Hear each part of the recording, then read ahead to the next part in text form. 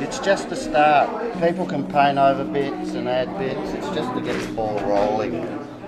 My process is pretty much the same when it comes to painting. You know, I put my rhythm down and then build up with colours until I see something. But this time I put the rhythm down and let Marg see what she thought of what I'd put down, and she saw Sydney and the exodus of the people from Sydney, so we went with that. Do you have one yourself, Marg? Yes, and things like that. Things that I don't want to think about. So we're sharing it, me and Dave, and we're just doing like early Sydney days of the two cultures and people coming in on the ships and like their vision of the dream and of the future of Sydney. Well, we both sort of work from a narrative, so it kind of fitted. She had her spot and I had mine. And we've kind of worked from the top to the bottom and slightly merged over into each other.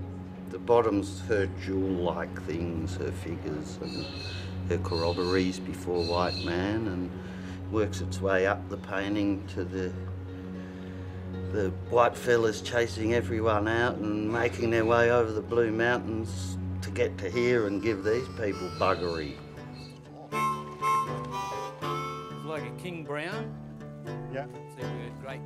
These hardly come through, so we lose them. I want to pass them to right down to that. That there was our RSL club.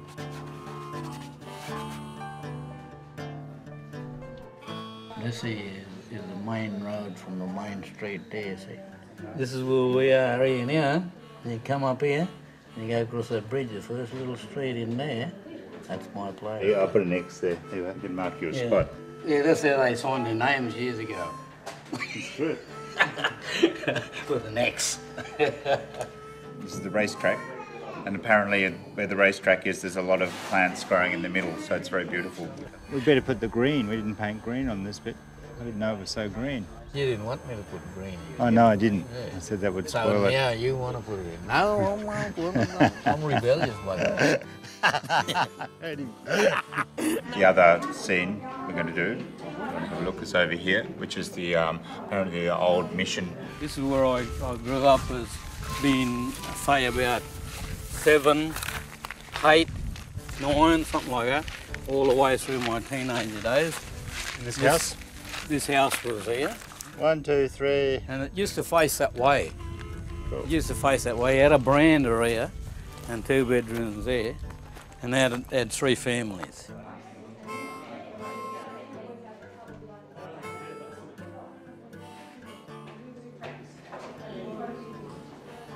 We need to put the railway line in. But I want to put some dots in these corners, see? That represents the trees along the river trees. Okay.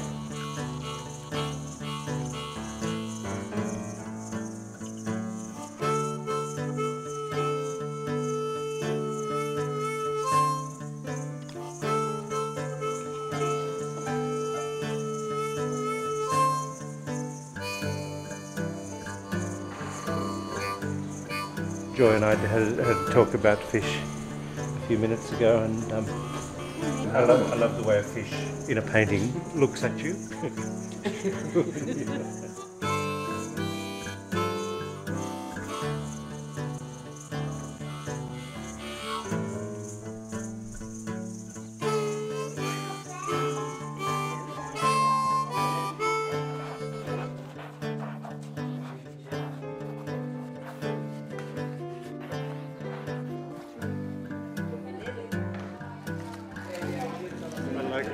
Are they wilgers or males in the distance?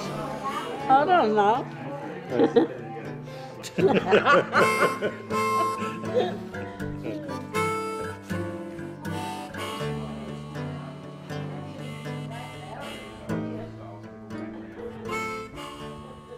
Well, we've got a drawing that Brent's done here about a family hiding a child behind a bush from a trooper.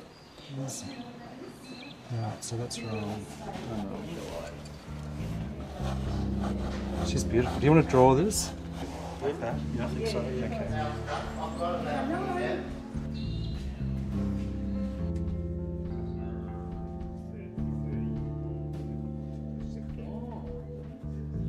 But it's just to give us an idea of the light, how the light's going to play through those figures. Yeah.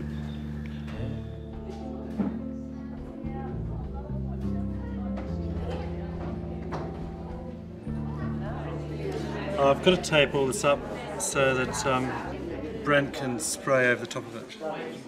But we're trying to use as much of Brent's designs and techniques as possible in here. And that's one of them. He does this lovely speckled effect. That's beautiful. Lovely. Now down. The time is very precious for him because he hasn't very much of it for himself, having 3 children, one of which is autistic. So we've been trying to solve ways of working quickly and that he can become excited about. And it was good for me to start on a few other paintings and be a lot freer with my approach to just doing a painting about country.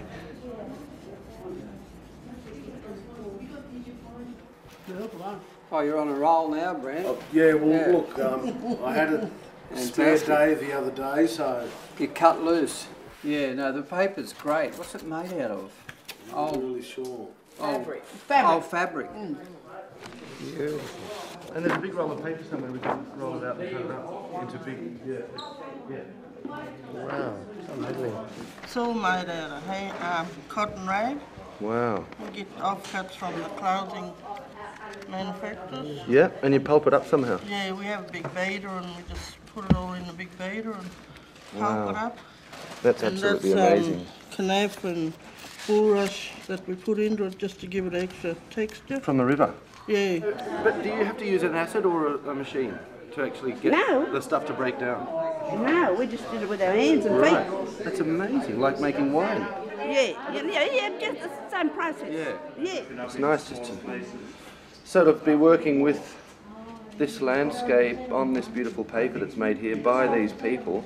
And I'm leaving, there's a beautiful sort of texture and colour in this paper. Like, you can see it's made of cotton rags, and they just pulp them up by hand and then make them, and they leave these beautiful colours and textures, and I'm trying to kind of just work them into my pictures. There's another one. Most of us know the Arche and the Reeve, the French pure rag cotton papers, but there's something a bit terse about this. It's kind the way it absorbs water it's different to the imported cotton papers. It seems to take the edge of a watercolour wash very well.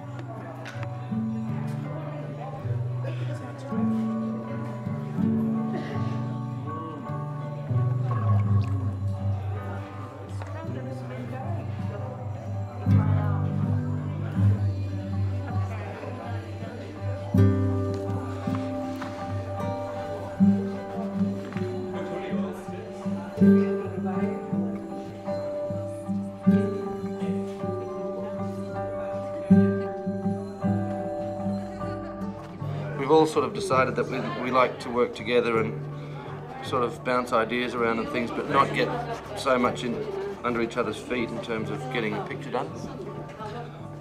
It's wonderful. It's wonderful. It's always nice just working with people, you know. And it's nice to get into the creative momentum with other people and share that kind of the energy, you know. It's nice just to kind of hang out.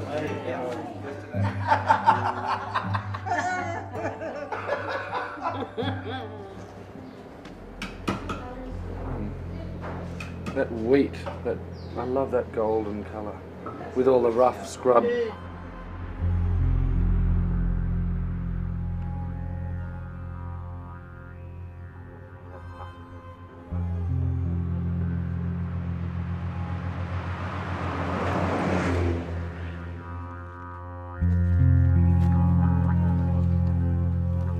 all stand around over this way, and anyone can't take too much of it, just where the smoke is.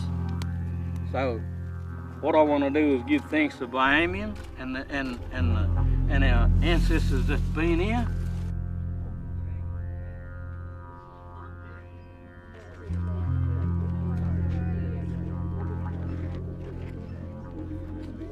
They put these here white men's braces on them and said, now you are a king and queen. But we had elders, see? We never had kings and queens, we always had elders.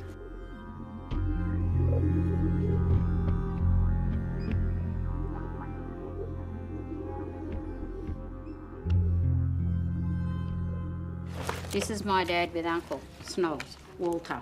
Okay. He was taken away from Terry Hi when he was age 5 and sent away to the Kinchilla Boys' Home at Kempsey. He signed away his Aboriginality because when we used to go to Boggabilla to the reserve to see Auntie Hannah and Uncle Snogs, Uncle Walter, he was not allowed on the reserve to visit his relatives because he was exempt from the Protection Board. He was not allowed on the government reserve. So we had to send somebody in to get Uncle Snogs and Auntie Hannah to come and meet us outside of the reserve, and then we would spend the day together. They were first cousins. Right, okay, well that's a great story. So we've got you being born in the tin hut, growing up, the story of how you lived there. Yeah. Then there's next we'll bring up the photograph of your father. You can tell how he got an exemption from the Aboriginal Protections Board, what that means, exactly that story that you just told me. You know, I think that we've got enough just in those 4 stories. But I was just thrilled, just to say I was thrilled to meet Nolene, because usually you have to search around to find these histories, they're sort of lost, but they were all here in the library, totally. What did I say? You were a found object? Yes, you're completely I said the first time I ever been referred to as a found object. I felt like a piece of artefact. So when my father gained his certificate of exemption, one good thing to come out of that was that it enabled me to go to the primary school and to the high school, which is next to the library where I work now. And when I went to school, I was not only called Black Gin, I was called White Gin as well. I have actually felt a very strong connection collaboratively with Moree, because now I know its stories and it knows a few of my stories. So this is me in Sydney in the 70s, a time of liberation where I came out as a gay man. About 12 years after I came out as a gay man, the way I describe it is that I came out as a Chinese, because the process was similar. My ethnicity was suppressed because of the way my mother brought me up, and the Chinese side was always denied and unacknowledged. And I've met someone here, Nolene, who can do performance like I do performance, and so that's kind of exciting to find a soul sister or something. It's good.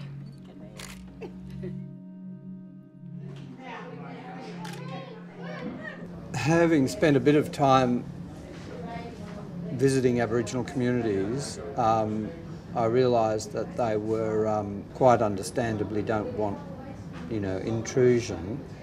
With that in mind, I decided to set up a little studio arrangement, and we'll invite people to come in, and I'll do portraits.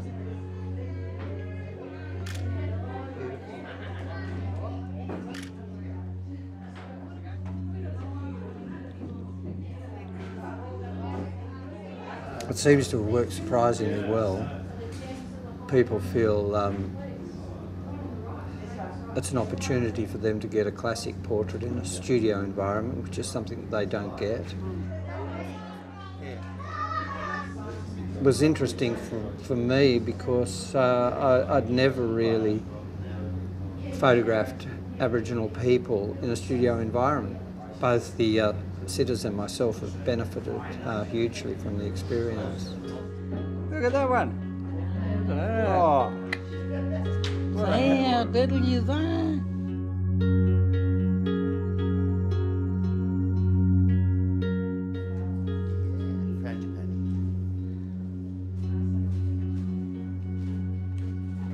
haven't worked anything out. We've just put canvases in front of them and look what's happening.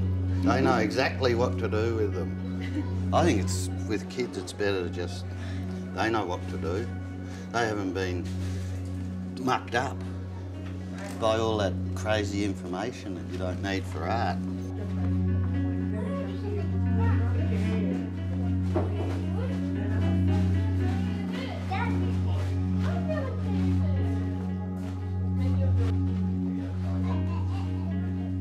This is the beginning of the legendary hairy man who's a bit of a leery ghost round Moree. Today I did a drawing which is one of my saltbush trees with the nest.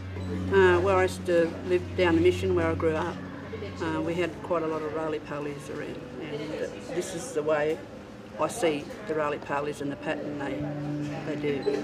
Without knowing it, we have a connection, don't we, Auntie Paula, in our work? Auntie Paula had this design 10 years ago that she's always wanted to paint.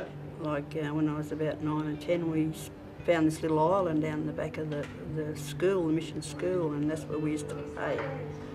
And the design come to me because of when we'd sit there late in the evening and the breeze had come up, the water had rippled.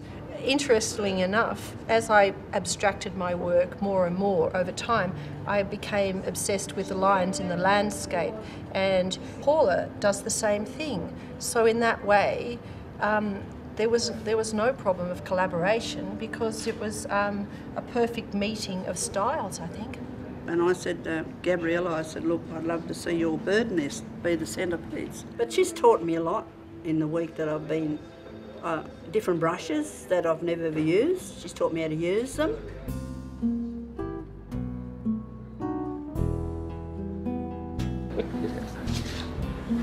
Don't worry, no one's watching.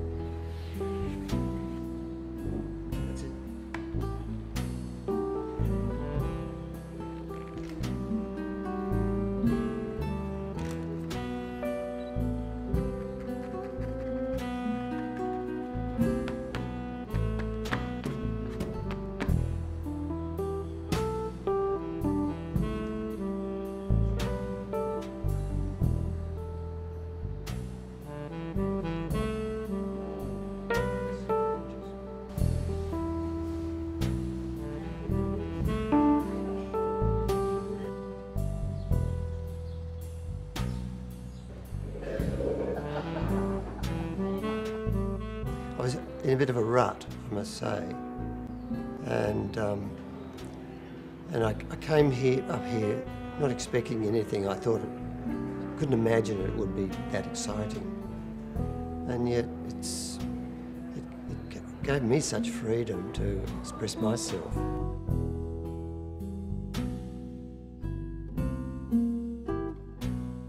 And as I said, I never went to art school or, you know, and that's what I feel like I'm doing now. I feel like I'm a student in an art school, and it's really inspiring.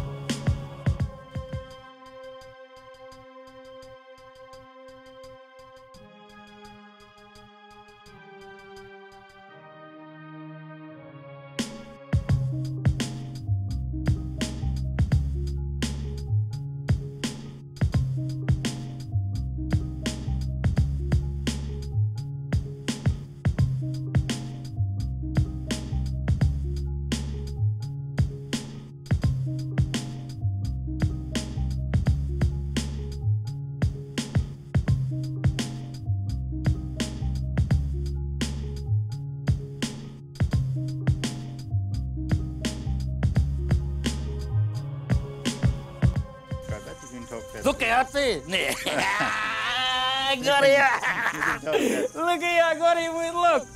Look what I got him with, look. He thought he was a snake too, look. I looked there.